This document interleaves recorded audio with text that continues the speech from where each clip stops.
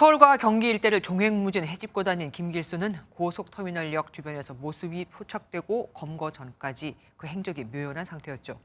붙잡힌 김 씨의 진술로 이후 동선이 알려졌는데 그동안 대담한 도주 행각과는 달리 경찰의 추적을 피하려고 곳곳에서 노숙을 했던 것으로 드러났습니다. 윤기란 기자가 보도합니다. 서울 고속터미널역 인근 마트에서 음료수를 사는 김길수입니다.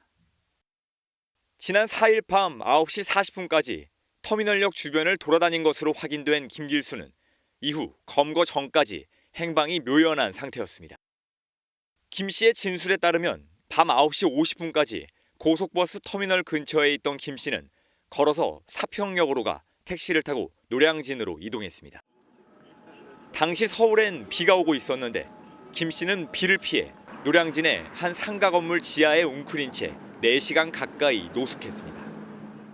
다음 날 새벽 2시쯤 다시 택시를 타고 경기도 양주로 간 김 씨는 동생이 머무는 집 근처로 이동해 주변 상가 지하 주차장 등에 숨었습니다.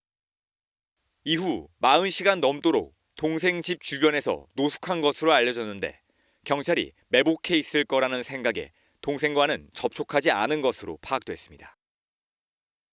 어제 저녁 8시쯤 버스를 타고 여성인 지인이 있는 의정부로 간 김 씨는 PC방에 들어가 수십 분 동안 머물렀습니다. PC방에서 김 씨는 자신의 도주와 관련한 언론 보도를 검색해 경찰의 수사 상황을 살펴본 것으로 알려졌습니다. PC방에서 나와 밤 9시 10분쯤 공중전화로 지인에게 전화를 건 김 씨는 번호를 추적해 위치를 확인한 경찰에 10여 분 만에 체포됐습니다. 한편 병원 도주 당시 수갑을 풀고 화장실로 들어간 김 씨는 감시가 소홀한 틈을 타 병실을 나와 계단으로 7층에서 지하층까지 내려갔고 세탁실에 있던 직원 작업복으로 갈아입은 뒤 병원 정문을 통해 나간 것으로 알려졌습니다. MBN 뉴스 윤기란입니다. 안녕하세요. 김주하입니다. 공정하고 신속한 MBN 뉴스 유튜브를 통해서도 만나보실 수 있습니다. 특히 더 많은 뉴스와 라이브를 보고 싶으시다면 오른쪽을 눌러서 구독하시면 됩니다. 어렵지 않죠? 빠르고 정확한 뉴스로 계속 찾아뵙겠습니다. MBN 뉴스를 시청해 주신 여러분 고맙습니다.